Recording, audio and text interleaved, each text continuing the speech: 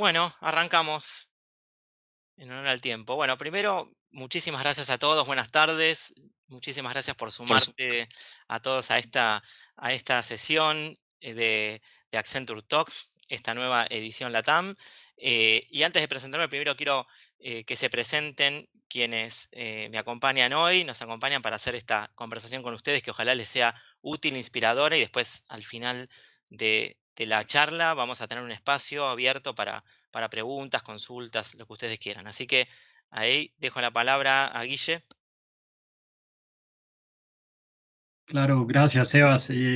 Bueno, bienvenidos todos. Yo soy Guillermo Quiñones, gerente senior de la práctica de consultoría y liderando este tema de Industria X en Colombia. Les vamos a contar de un caso de una compañía de acá y súper, súper feliz de estar acá. Gracias, Guille. Nico, ¿está por ahí? Si no, pasamos con Ebenezer. Dale, yo soy Ebenezer Oliveira, soy gerente sênior de Accenture em Chile e sou responsável pela prática de Indústria X, que está muito relacionada com as tecnologias que são usadas na operação da indústria. Vamos apresentar com mais detalhes acá hoje. É um gosto estar aqui, um gosto poder contar com a presença de todos vocês. Sim? Muchas gracias, Ebenezer. Bueno, y ahora me presento.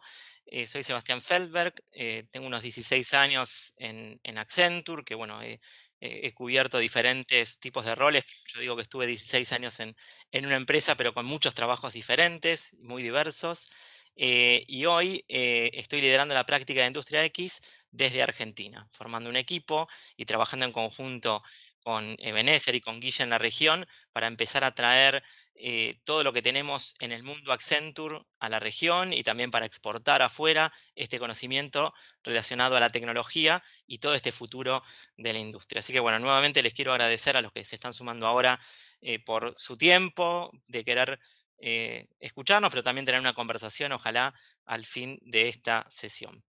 Bueno, un poco los contenidos que queremos compartir con ustedes hoy es comentarles qué es esto que llamamos Industria X, cuál es la propuesta de valor, cuál es nuestra capa de innovación, que sin dudas es la base para llevar a cabo todos estos proyectos. Y luego, como comentaban Guille y Benécer antes, van a contar algunos casos concretos de donde todas estas soluciones fueron aplicadas exitosamente en clientes nuestros, ¿no? Y al final, como les comentaba, un espacio de preguntas y respuestas. Pero antes, quería hacerles una breve comentario de qué es Accenture. No sé cuántos de ustedes conocen Accenture, pero Accenture es una empresa global, somos más de 500.000 talentos en el mundo, en 200 ciudades, cubrimos más de 19 industrias y trabajamos con un objetivo común que es crear este valor, todo el tiempo obsesionados con este valor 360 e ir adoptando el cambio constantemente. De hecho, ahora nuestro propósito es que haya cambio y básicamente se basa en hacer esta realidad la promesa de la tecnología, pero con el ingenio humano, ¿no? Cómo mezclamos esos dos temas. ¿Qué es lo que a mí particularmente me gusta también y por eso todavía continúo acá y muy feliz? Son los valores que tiene esta empresa, que no es solo una lista de valores en un documento, sino que los vivimos, ¿no? Yo particularmente lo siento que los vivo todo el día, en cada proyecto que estoy, con cada compañero de trabajo, con alguien que está en Colombia, en Chile, en India, en Estados Unidos, y somos realmente una red global que compartimos los mismos valores y siempre con esa visión de generar valor, de traer innovación, de estar focalizados en la integridad de las personas, en generar este ambiente inclusivo, que de hecho es una realidad, no es solo, digamos, algo lindo que ahora se dice, sino es así, somos 500.000 personas, así que imagínense, y este valor que tanto me gusta, que es el stewardship, ¿no? Que es el legado, es qué le vamos dejando a la gente que va acompañando o arrancando su carrera y cómo esto es un trabajo cross generaciones y multicultural, ¿no? Esto es una cultura de culturas y cómo todo este ecosistema de talentos trabajamos como realmente un One Accenture. ¿Y qué hacemos? Básicamente, tenemos cuatro líneas de negocios. Una es tecnología. Ahí básicamente trabajamos con plataformas inteligentes, trabajamos con todo lo que es cloud, software, todo lo que es ciberseguridad y seguridad IT y seguridad OT, y tenemos laboratorios para hacer diferentes pruebas e innovaciones. También tenemos operaciones. Operaciones es cómo damos servicios nosotros o cómo operamos áreas de nuestros clientes con funciones específicas, ¿no? Como cuentas por cobrar, contabilidad, finanzas o recursos humanos y cómo hacemos más eficiente esa operación para obviamente generar valor para el cliente y automatizando diferentes partes del proceso. Luego tenemos Interactive, que ahí es un área donde trabajamos con las experiencias, en diseñar la cultura, productos de diferentes clientes, en cómo o qué plataformas utilizamos para llevar a cabo esas experiencias y trabajamos con medios, marketing. Realmente es una gran agencia digital de las más grandes del mundo. Y finalmente tenemos estrategia y consultoría.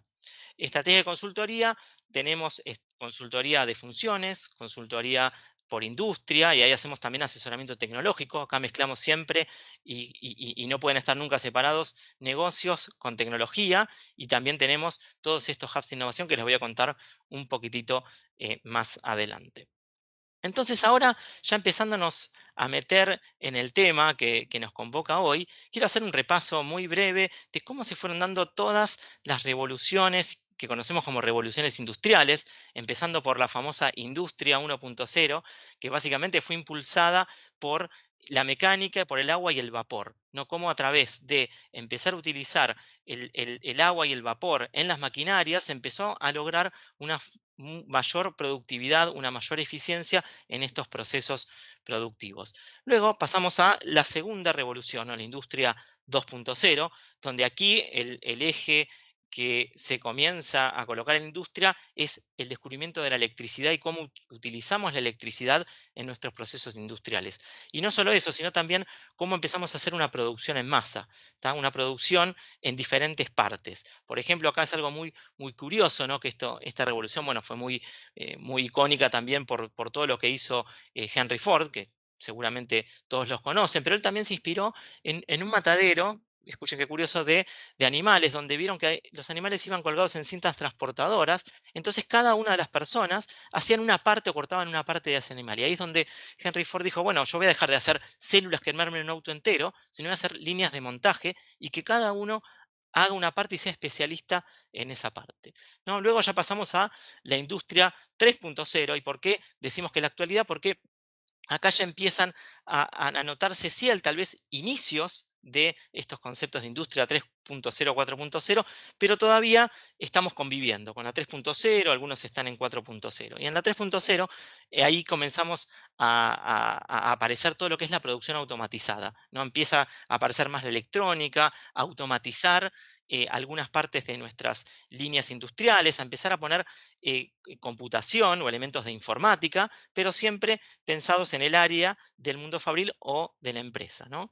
Y lo que ya viene a cambiar ahora en la industria 4.0 es la inclusión de la producción física con la cibernética, todas combinadas, ¿no? Cómo las tecnologías empiezan a poder utilizarse ahí, las podemos aprovechar no solo en el proceso industrial, sino en toda la cadena de valor, ¿no? Y acá me quiero detener un poco, porque aquí es donde empieza la verdadera transformación y donde acá empezamos a notar, y por un informe también que hicimos que se llama el Tech Vision, una de las tendencias es cómo la tecnología se empieza a democratizar, cómo todos podemos empezar a contar con y utilizar poderosa tecnología en manos de cualquiera de nosotros. Entonces creo que ahí lo importante es cómo los líderes de todas las empresas nos empiezan a empoderar a todos los colaboradores a ser tecnólogos. Esto no significa que todos seamos especialistas en tecnología, pero sí que conozcamos, ¿no? Como ser todos embajadores del uso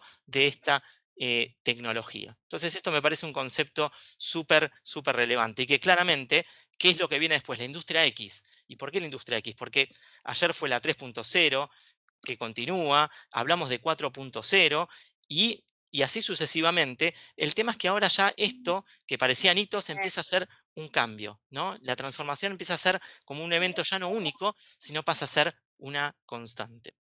Entonces creo que ahí el secreto de liderar todos estos cambios va a ser en que todos seamos embajadores y que bien usemos e inteligentemente toda esta tecnología. Aquí les quiero comentar que es algo también que me parece súper gráfico, interesante, ¿no? Cómo las olas de tecnología nos fueron impactando, ¿no? Como a los comienzos de los 50, las olas las pueden ver un poquito más tenues, más despacio, con una adopción un poco más lenta y un uso más lento, ¿no? Y cómo a lo largo del tiempo estas olas empiezan a aparecer más rápido y empiezan a crecer mucho más rápido. Entonces, ¿qué sucede aquí? Aquí las empresas empiezan a encontrar con que la tecnología los empieza, por una forma de decir, a golpear. Entonces digo, esto no es un mensaje de comenzarnos a desesperar, sino es esto, imagínense un mar con olas que vienen muy seguidas. Bueno, tenemos que pensar, no nos tenemos que ahogar, pero tenemos que también actuar muy rápido, ¿no? Hoy pensamos en cómo usamos el Big Data, la nube, mañana pensamos en inteligencia artificial, en computación cuántica. Entonces, son muchas tecnologías que se nos empiezan a venir juntas que esto, si bien es algo, digamos, que puede ser un poco estresante, termina siendo una gran oportunidad. Y cómo aprovechar todas estas tecnologías para hacer el cambio real en toda la cadena de valor. Entonces acá realmente lo que decimos es, se requiere transformar constantemente para poder sobrevivir, ¿no? Y finalmente, hablando de la industria X, ¿qué es la industria X para nosotros, no? ¿Qué hacemos? Acá básicamente reinventamos cosas, queremos que las cosas, los productos sean más inteligentes, innovadores, que sean más rentables, que empecemos a escuchar, ¿no? Obviamente acá empieza a aparecer mucha sensorización, muchos datos. Ahora, datos no es información, ¿no? Tenemos que ver con todo ese mundo de datos, cómo lo transformamos en información útil para poder realmente tomar decisiones y que esa información vuelva también en este caso, por ejemplo, a las líneas de producción. Cómo diseñamos las cosas más rápidas, cómo producimos más seguras, cómo hacemos que nuestros procesos sean más sustentables o sostenibles en el tiempo.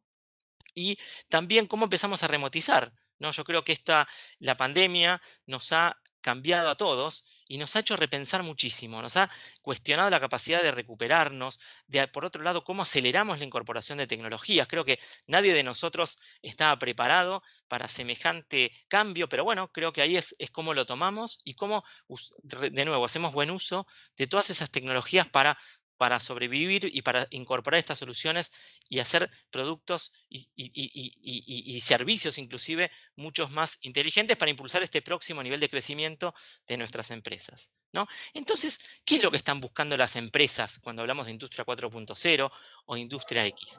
Quieren cambiar sus formas de diseñar, cómo diseñamos pensando en un punta a punta, en el inicio del ciclo de vida de ese producto hasta su disposición final, cómo escalamos, cómo utilizamos la tecnología para escalar en forma ágil, en forma eficaz, para tener, digamos, un proceso más productivo y también más resiliente al mismo tiempo. Cómo digitalizamos, por ejemplo, las áreas de investigación y desarrollo. Cómo nos mudamos de papel a plataformas donde toda la cadena de valor pueda ver qué está sucediendo con ese producto desde que se diseña, se piensa, desde que pasa de su ingeniería a producción y a venta. Cómo todas las áreas empiezan a ser más colaborativas. Y creo que esa es la palabra, la colaboración. Creo que la tecnología lo que nos trae es esa disponibilidad, esa democratización también de información, tenemos en las redes sociales, entonces cómo todo empieza a ser mucho más transparente e inclusive cómo con nuestros propios competidores también a la vez podemos colaborar y hacer cosas buenas. También buscamos cómo empezamos a integrar los robots, cómo integramos los robots que no son nuevos, los robots ya vienen desde inclusive la industria 3.0, pero bueno, cómo empezamos ahora a hacer robots colaborativos, ¿no? Colaborativos en ver qué realmente da valor que un robot haga y qué realmente no. ¿Tá? Y a su vez, ¿cómo automatizamos? ¿Cómo hacemos para automatizar? ¿Qué cosas tenemos que sacar del día a día nuestro para nosotros hacer tareas de mayor valor agregado y aprovechando de todas las tecnologías, el IoT, el próximo 5G, que ya en algunos lugares ya está instalado, que nos da una capacidad de respuesta mucho más rápido para utilizar el IoT y tener ese intercambio de información o claramente todas las herramientas de realidad aumentada o realidad virtual. Y claramente, cuando hablamos de todos estos componentes de tecnología, de la nube, de salirnos de la fábrica para afuera, para toda la cadena de valor, bueno, empieza a ser más que relevante el componente de ciberseguridad. Entonces, siempre la ciberseguridad tiene que estar, digamos, nativa desde el diseño de lo que hagamos, para que justamente esto no sea una traba y un miedo y nos quedemos en el mundo viejo, sino al revés, nos apalanquemos de esto para poder escalar y crecer y utilizar todas las bondades que la tecnología nos está trayendo. Y claramente la integración, ¿no? A través del full stack, de cómo desarrollamos nuestros productos, cómo buscamos integrar el hardware y el software y finalmente innovar. Siempre eso va a ser la clave de lo que estamos haciendo. Y claramente, como una forma de resumir el valor que queremos impulsar con la industria X, es cómo incorporamos la inteligencia en las cosas que hacemos, ¿tá? Y en cómo las hacemos, ¿no? ¿Para qué? Para usar menos, para que las personas estén más seguras y para tener ese futuro más sustentable. O sea que sería hacer más usando menos, ¿no? Cómo diseñamos nuestros productos para que tal vez duren más y así, obviamente, contribuimos con nuestra sustentabilidad. Y cuando hablamos de inteligencia integrada, es justamente eso, cómo empezamos a conectar todo con todo, cómo ya antes una simple máquina, un simple producto era mecánico y cómo ahora esa composición se transformó totalmente. Hoy los productos ya, cuando antes en los 70 el producto era totalmente mecánico, hoy la componente mecánica tal vez es un 30% y cuando las otras componentes empiezan a relacionarse más con software o con tecnología aplicada al producto y cómo además esos productos que nos hablan nos ayudan a empezar a mudar la cabeza de productos a servicios, ¿no? Cómo empieza a cambiar también esa forma de cómo generar nuevas formas de generar ingresos para las empresas. Entonces, ¿cómo lo hacemos desde Accenture y cuáles son nuestras capacidades? Bueno, básicamente tenemos dos grandes áreas. La primera que es la digitalización de la parte de manufactura y de producción y la parte de operaciones, y lo otro son los productos inteligentes y las plataformas. En la primera parte, por ejemplo, en lo que es producción y operaciones, que ahora mis colegas les van a contar algunos casos súper interesantes, es cómo reinventamos la forma de producir, ¿no? Cómo hacemos o cómo escalamos y cómo empezamos a incluir mucha tecnología desde el diseño de los productos y principalmente en las cadenas o en las líneas de producción, ¿no? Por ejemplo, a través de gemelos digitales, como yo ahora puedo ver desde cualquier lado del mundo mi línea de producción o una réplica y qué está pasando y cómo simular procesos para pensar qué pasa si.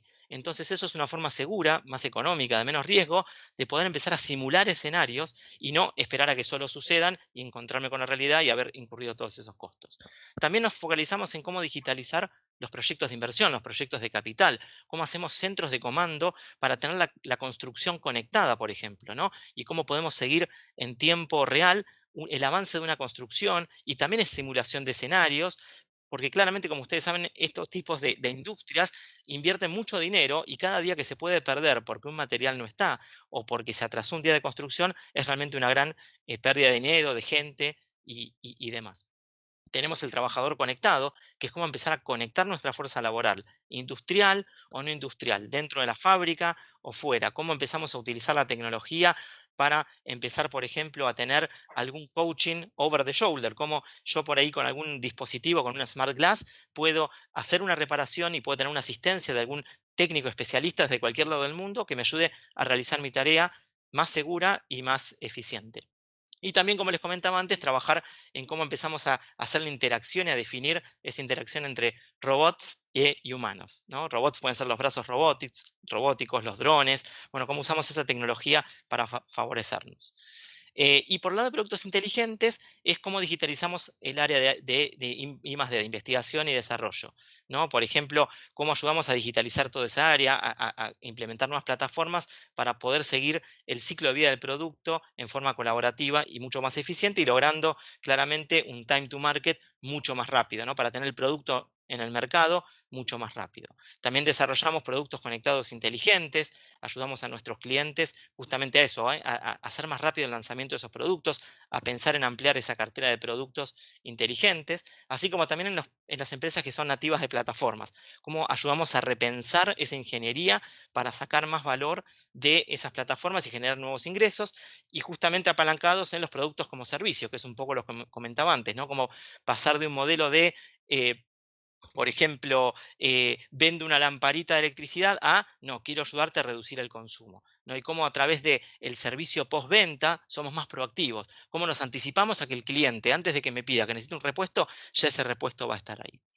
Así que, bueno, sin más, hablando de innovación, bueno, en Accenture contamos con más de 30 centros en todo el mundo de innovación. Y básicamente, ¿qué hacemos en estos centros de innovación? Es traer a la realidad, a casos concretos, esas tecnologías, traer a casos de uso y mostrar la tecnología en vivo y en directo, y también, por otro lado, desmitificar ciertos temas de la que no puede ser accesible cierta tecnología y cómo la podemos apalancar en casos reales y concretos. Y lo bueno es que aquí en la TAM tenemos un centro de innovación en Buenos Aires, que lo inauguramos en diciembre pasado en conjunto con la UIA, que es la Unión Industrial Argentina, y es el primero en el mundo de estas características con este tipo de partnership, donde ahí ya abrimos el ecosistema a la comunidad. Este es un centro que el objetivo lo usen las instituciones educativas, las empresas privadas, el gobierno, los sindicatos. Bueno, todo el mundo puede ir y puede vivir la tecnología, digamos, en primera persona, ¿no? Y hay diferentes estaciones, como ven ahí, una línea escala de producción de discos de frenos, donde podemos ahí integrar todas las capas de tecnología, desde el piso de planta hasta las propias capas de gestión. Bueno, y con esto doy el pase a Guille para que continúe con el caso. Guille, por favor. Súper, Sebas, mil gracias. A ver, yo creo que justamente y un poco contado ya desde la experiencia con un caso, lo que les queríamos traer es, creo que muchas veces damos por sentado lo que consumimos o lo que está a nuestro alrededor. Y eso pasa con el petróleo, ¿ah? Asumimos que la gasolina siempre va a estar, o al menos en unos años más, dada la electrificación. Pero, por ejemplo, el asfalto, los plásticos, el avión en el que se está montando, pues justamente lo que trae son productos derivados del petróleo. Y digo que nos acostumbramos a que ya están, pero justamente lo que les queremos contar acá es toda esa cadena que implica llegar, digamos, que esa gasolina llegue a las estaciones o que esos derivados, digamos, lleguen a esos centros de producción. Y por eso acá principalmente, y los que saben de petróleo, viene desde la producción en los campos, y ahí justamente lo que ustedes están viendo depende, por ejemplo, de la calidad del crudo, qué tan denso, qué tanto azufre tiene. Depende del transporte y cómo hago para llevar ese crudo de un punto hasta la refinación, y que es justamente ahí ese tercer paso. Y finalmente, cómo llega ese producto terminado al consumidor final o a las plantas, digamos, de producción. Si vamos a la siguiente. Y parte del caso que les queremos mostrar, ustedes dirán, oiga, ¿qué tiene que ver este tipo? Porque me está hablando de industria X y del petróleo. Y es justamente porque uno de nuestros clientes lo que tiene es un oleoducto a lo largo de Colombia, que básicamente atraviesa tres cordilleras, tres cadenas montañosas. Y lo que tienen es que el crudo en Colombia es un crudo que es bastante pesado, denso, y es casi como una plastilina que yo tengo que transportar. Y a partir de eso, lo que hicimos, y un poco lo que nos va a contar ahorita Nico, tiene que ver con cómo, utilizando los datos que me daba a lo largo de toda esa cadena, nosotros podíamos identificar o mejorar la precisión respecto a fugas potenciales. Entonces, ahí, y se ata con lo que estaba hablando Sebastián, en términos de sostenibilidad, por ejemplo, cómo a través de soluciones digitales, cómo a través de los datos, nosotros podemos prevenir que haya fugas. Entonces, ahí le paso la palabra a Nicolás, que nos va a contar este caso de cómo viajan esas moléculas de crudo a lo largo del oleoducto. De una, Guille, gracias. Nada, pues un gusto estar acá. Contarles un poco, pues nuestro cliente estaba enfocado justamente en este eslabón del transporte crudo. Si bien hay múltiples, digamos, medios de transporte, hay oleoductos, hay gasoductos, carrotanques, buques y demás, El problema de nuestro cliente se centraba alrededor del transporte de crudo en el oleoducto tal vez que es más grande o más largo en nuestro país, algo más de 850 kilómetros. Como decía Guille, atraviesa 3 cadenas montañosas, pasando de los 0 metros sobre el nivel del mar hasta más de 3.000 metros sobre el nivel del mar. Eso de por sí pues tiene unas, digamos, dificultades en el sentido de necesito bombas continuamente alrededor de la trayectoria para poder impulsar y luego cuando va bajando no lo puedo dejar caer por gravedad porque simplemente me rompe la tubería, entonces necesito, digamos, múltiples puntos de control. Pero si veía en la lámina anterior, decíamos, digamos, cada tipo de crudo pues tiene diferentes calidades y cómo yo en una tubería puedo transportar diferentes tipos de crudo al tiempo, ¿no? Finalmente esto realmente termina siendo un problema de logística y al final lo que hacen es trabajan por batches y empiezan a tener como unas zonas de mezcla entre los diferentes tipos de crudo. El problema en general de nuestro cliente es que tenía 5 tipos de crudo con 5, digamos, calidades diferentes. Para los que no saben, pues esa calidad en términos generales va dependiendo de qué tan pesado es el crudo. En esencia varía, en el caso colombiano va desde 16 grados hasta 50 grados. Esos son crudos pesados a crudos livianos. Realmente ese es como el rango que manejamos acá. Y la pregunta en general que se hacen ellos siempre es, ¿cómo hacemos para poder controlar esas pérdidas de crudo, ¿no? Entonces, si me ayudan por favor con la siguiente lámina,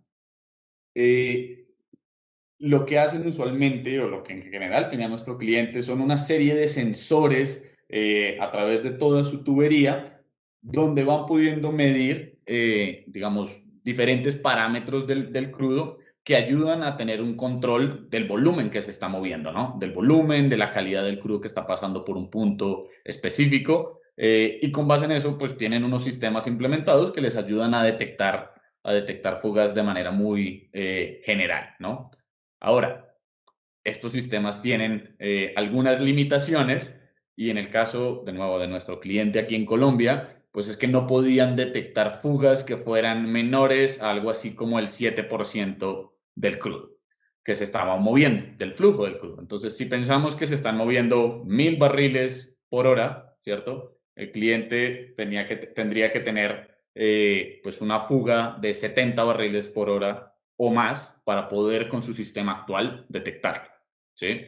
Entonces, para ponerlas, digamos, en contexto, nuestro cliente movía 30.000 barriles por hora, ¿cierto? Es decir, necesitaba una fuga de más de 3.000 barriles para poder detectar que estaba teniendo alguna fuga, ¿no? De más de 2.000 barriles, perdón. Eso es una fuga tremendamente grande, tremendamente grande.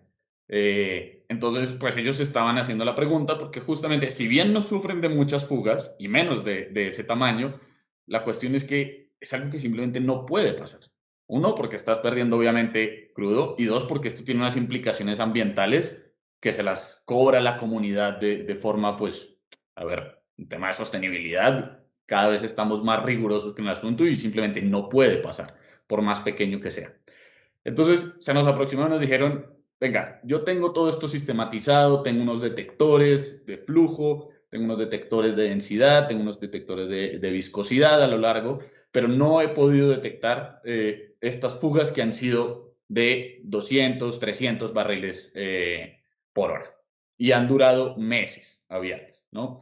Y no puedo bajarle la sensibilidad a mi sistema porque simplemente pues empezaría a tener demasiadas falsas alarmas, ¿no? Entonces mi cuarto de control se volvería un caos, ¿no? Para ser un poquito más específicos de los tipos digamos, de tecnologías o de medidores que utilizan, son unos medidores ultrasónicos que básicamente, pues como su nombre lo indica, mediante ondas de sonido, pues van detectando cuál es el flujo que está pasando por un punto específico. Eso se contrasta contra otros medidores que son mucho más precisos, que se llaman medidores de custodia, que ya es cuando yo estoy entregándole el crudo a alguien más y por supuesto necesito ser muchísimo más preciso en la medición. ¿Y qué era lo que sucedía? Pues que cuando yo contrastaba la medición de un... Perdón que hay ¿Alguien con micrófono abierto? Vale.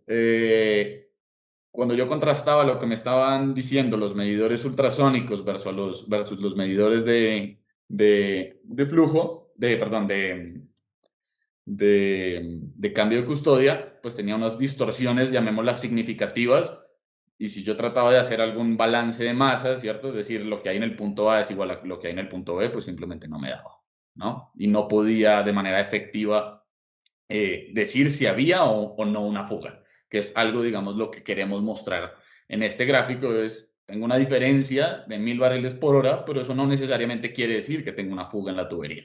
Y ese era el problema, digamos, muy grave y que le impedía realmente poder detectar fugas pequeñas a nuestro cliente. Si me ayudan con la siguiente, porfa. Entonces, ¿qué hicimos nosotros? Y acá es muy importante, digamos, lo que hace IndustryX o lo que estamos buscando construir acá es justamente que sea la intersección entre el conocimiento profundo del negocio, tecnologías disruptivas, ¿no? Que justamente nos permitan identificar o solucionar problemas, pues cada vez, digamos, tratamos de ir más y más y más al detalle, ¿no? Entonces, trajimos una red de expertos y acá para que lo mencionaban en una lámina antes, tenemos un centro especializado en temas de transporte de crudo en Houston y trajimos a uno de nuestros expertos de la oficina de allá que conoce tremendamente bien este tema de transporte de crudo, de sistemas, incluso tenía contacto con la persona que había proveído el software para nuestro cliente acá localmente y empezamos a pensar en una metodología que nos permitiera utilizar, llamémoslo, tecnología y datos y analítica para poder detectar estas fugas que eran más pequeñas, ¿no? Entonces, ¿de qué se trata esto al final? Un conocimiento profundo y detallado del problema de negocio que realmente permita apalancar tecnologías y en este caso millones de datos que tenía, porque ya estaba instrumentalizado todo. Este ya no era el problema que tenía nuestro cliente, el problema no estamos midiendo, el problema es, tenemos muchos datos, pero igual no estamos siendo eficientes en poderlo detectar. Entonces, juntamos estos tres elementos, esta red de expertos, conocimiento profundo del negocio, tecnologías que justamente aquí, digamos, lo ven plasmado en la lámina, donde había información de dispositivos ultrasónicos, información de dispositivos de cambio de custodia, medición de densidades, medición de viscosidades, el historiador, que es una herramienta que simplemente permite ir recopilando toda esta información, herramientas de pronto que están un poco más familiarizadas como Python o R para procesamiento de datos y Power BI que nos ayuda a visualizar finalmente toda esta información de manera un poco más amigable para efectos de ser analizada y empezamos a mezclarlo con tecnología, con herramientas, digamos, o técnicas estadísticas que nos permitían de nuevo desarrollar una metodología. Y con el ánimo, obviamente, no entrar en demasiado detalle, desarrollamos unos factores de corrección alineados o dependiendo de la densidad o del tipo de crudo que estuviese pasando por una posición, de tal manera que pudiéramos eliminar algunos ruidos que se estaban presentando. Ahí, Nico, yo solo para complementar y un poco que ya estamos un poco pasados acá del caso, pero yo creo que esto es importante para los que están y dirán, oiga, estos me están hablando de petróleo y de temas súper técnicos. El mensaje acá, y lo ven ustedes en ese 1, 2, 3, y en el propósito de Accenture, red de expertos es el ingenio humano. Hace parte, es la pizca secreta, ¿no? Y eso acompañado de la tecnología y de los datos y la analítica, la verdad es que nos vuelve súper poderosos y nos vuelve súper poderosos porque nos permite obtener insights, poder no necesariamente comprar más herramientas, sino que con esas mismas herramientas, cómo las puedo a través de los datos calibrar de una mejor manera. Y esos son los cálculos de factores de corrección. ¿Y cuál es ese ingenio más la tecnología más los datos? Prevenir impactos ambientales que, como ustedes saben, una fuga, digamos, de petróleo tiene un impacto muy fuerte en los ecosistemas, digamos, por donde pasan. Entonces yo creo ahí, si quiere Nico, solo para cerrar un minuto y vamos con el resultado de cómo se ve esto, pero yo creo que será importante en decirles ingenio humano es la pizca secreta, ¿no? Eso acompañado de tecnología y de los datos y la analítica. Totalmente, Guille, así es. Y luego, digamos, de recorrer y de ver todo este proceso, lo que logramos fue, digamos, desarrollar una herramienta simplemente basada sobre lo que ya existía para que ellos pudieran realizar un monitoreo en paralelo a la herramienta que ya tenían y que estos factores de corrección pues permitieran de alguna manera eliminar los ruidos y detectar, digamos, las fugas más finas, ¿no? Este proyecto, si bien no llegamos a ese 1% de las fugas que digamos, que era como es el gran objetivo, esto finalmente era un mínimo producto, sí logramos reducir esa sensibilidad en un 2%, ¿no? Entonces pasamos de fugas del 7% a fugas del 5%, y eso es un avance tremendo y es, digamos, un punto de partida. Entonces, de nuevo, pensando en lo que nos mencionaba Guille, este es el ingenio humano, construir sobre muchas herramientas que ya existen para, digamos, crecer sobre esto, ¿no? Creo que eso es un poco el gran mensaje que nos deja este proyecto. Fue una experiencia realmente muy, muy interesante y muy exitosa, además. Aquí te paso la palabra otra vez, Sebas. Ahí parece Benézer. Sí, Ahí parece sí, Benézer, sí. está bien. Pode deixar neste slide, um minuto. Eu me gostaria primeiro de dar um recado acá. Há uma área de chat que todos têm acesso. Se tem alguma dúvida, algum comentário para ser, não te preocupem, podem ir à área de chat e deixar suas consultas. Nós vamos revisá-las ao final da apresentação. Sim. Antes de começar acá, eu gostaria de compartilhar um pouco de minha história dentro de Accenture e de minha história laboral. Sim, eu tenho cerca de 22 anos de experiência laboral e sou graduado em engenharia elétrica em Brasília. Então, me gusta muito todos os temas técnicos, a capacidade humana de implementar, usar a tecnologia para fazer grandes cambios. Por isso, me involucré em la carreira de engenharia e trabalhei por cerca de 10 anos em uma empresa chica de engenharia em Brasil, não muito chica, 500 pessoas, até que Accenture incorporou esta empresa e eu me tornei parte de Accenture e pude fazer muito, ter uma experiências que nunca tinha imaginado antes. Eu tive a oportunidade de trabalhar em distintas áreas em todo o mundo. Me fui à Austrália, me fui a Singapura, à Índia, trabalhei nos Estados Unidos e todo isto agregou muito, não só para minha carreira profissional, mas também para meu crescimento personal. Então, isto é algo que me gostaria de compartilhar, como que uma empresa global como a Accenture proporciona para as suas pessoas. Não é como que entrar em uma empresa e ter o mesmo trabalho por toda a vida, pero se você poder desenvolver sua carreira dentro de uma empresa, cambiando suas funções, adquirindo mais responsabilidades. Esta é nossa visão dentro da Accenture. Eu vou falar para vocês sobre um projeto que nós hicimos para uma empresa de mineria, um puerto, que trabalha com minério. Por favor, primeiro slide. E então, vou começar acá descrevendo alguns dos termos para vocês. Não sei se todos conhecem o processo de mineria. Começa com uma extração em uma reserva mineral. O minério é extraído do terreno, depois é processado e se torna como que mineral, um pó, um polvo, que vai ser trasladado desde a área de mineria hasta generalmente a um puerto, porque os volumes são muito grandes, e depois deste puerto, este material vai ser cargado em um navio para ser levado a seu destino final. Este é resumo muito alto nível do processo. Pero como uma parte desse processo se formam muitas pilas de minério. O que são as pilas de minério? Os equipos vão depositando o minério e formando esses grandes amontoados, esses montões de minério que para armazená-los e depois vem uma outra máquina para retirá-los, para carregá-los para a próxima parte do processo. Isto se passa dentro da mina, isso se passa durante a preparação para o transporte, quando chega ao porto, quando se saca o minério do navio. Então, é uma parte muito importante da operação. E para esta operação, há 3 elementos que são importantes. Primeiro, a pilha, que nós falamos, trago acá uma foto para que entendam melhor o que passa. Temos as apiladeiras, que são máquinas que se movimentam ao lado da pilha para trazer o material, agregar o material sobre a pilha. E depois temos as rotopalas que vão recuperar este material, jogando em uma cinta transportadora para que chegue a seu destino final. Então, próximo slide, por favor.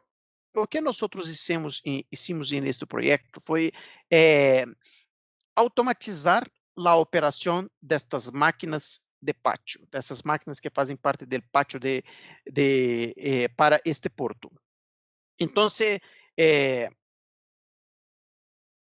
o objetivo final do projeto era que uma máquina tivesse condições de apiladeira identificar a posição correta da pila para agregar o material e que a rotopala soubesse exatamente a posição que deveria ir para sacar o material e dar andamento no processo, sim?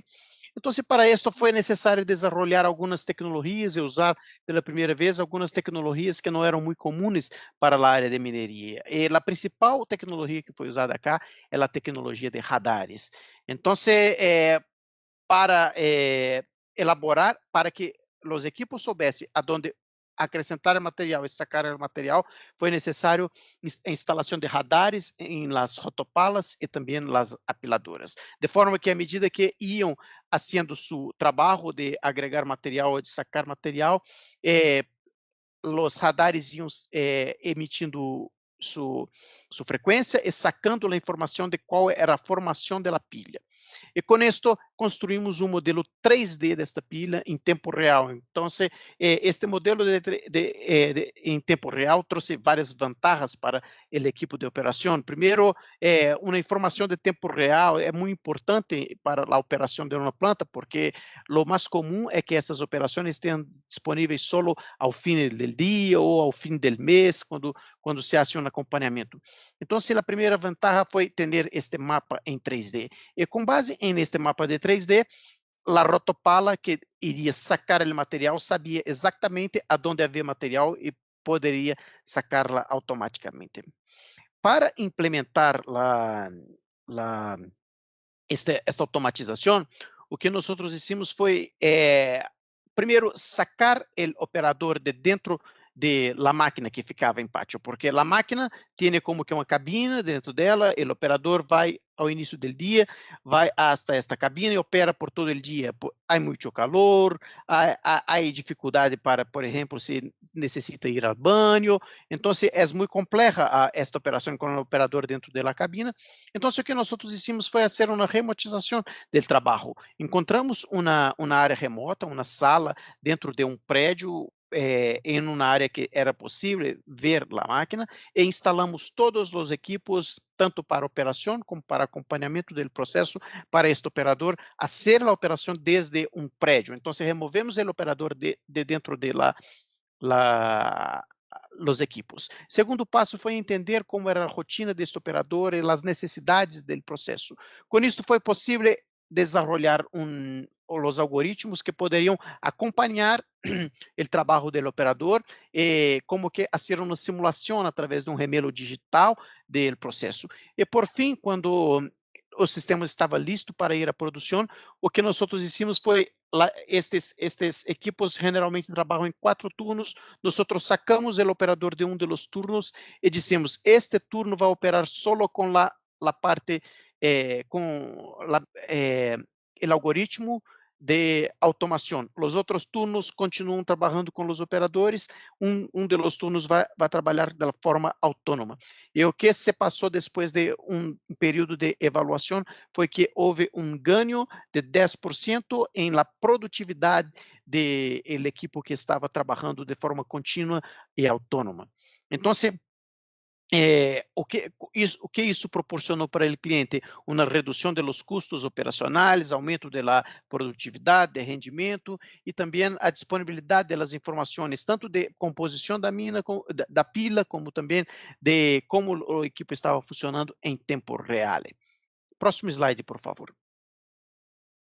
Acá eu apresento para vocês alguns detalhes, algumas fotos com detalhes de como os equipos, os sensores principalmente, foram implementados.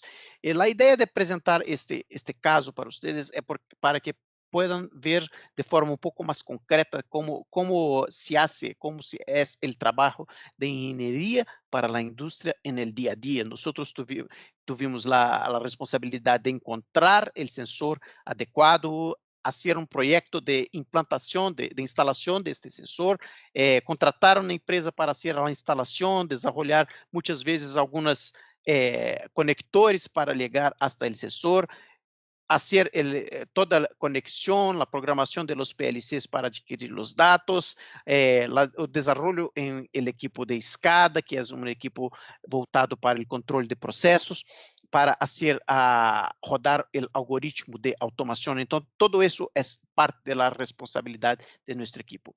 O próximo slide, por favor. Acá é um slide que nós apresentamos como ficou o processo depois que foi implementada a automatização desta ferramenta, ¿sí? Então, com as informações de las apiladoras e de las autopalas formam este gemelo digital de la pilha que fica armazenado em la memória de los equipos. Então, com base nisto, se pode ter um mapa 3D do pátio. Com base nas leituras das apiladoras, se pode ter um mapa 3D do pátio.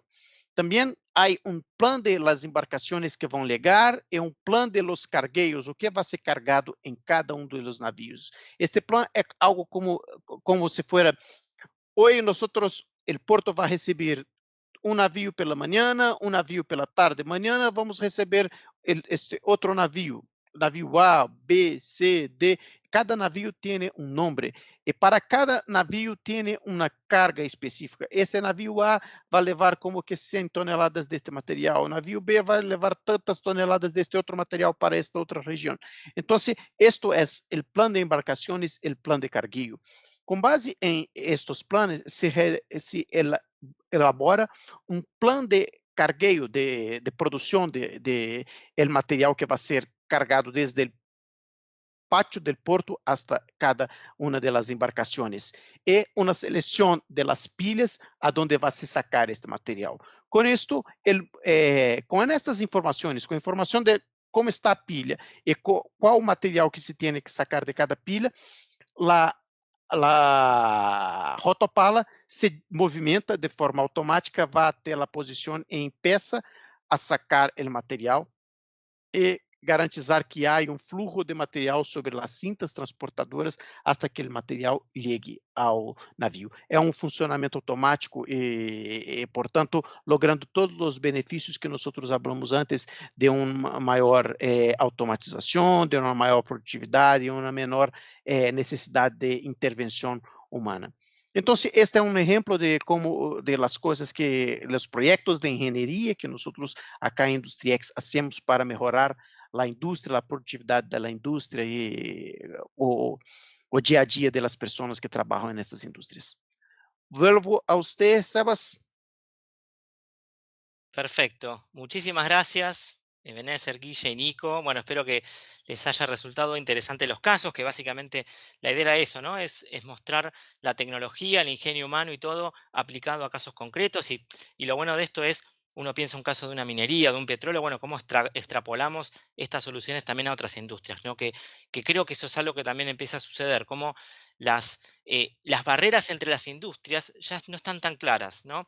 Muchas industrias ven que está haciendo otra y tal vez puede replicar esa solución, cosa que años antes eso no estaba sucediendo, inclusive uniones de industrias que antes ni se hablaban para generar algún producto nuevo. Entonces, eso creo que es algo de esa convergencia, esa colaboración, creo que hace al crecimiento y al potenciar el uso de todas estas tecnologías.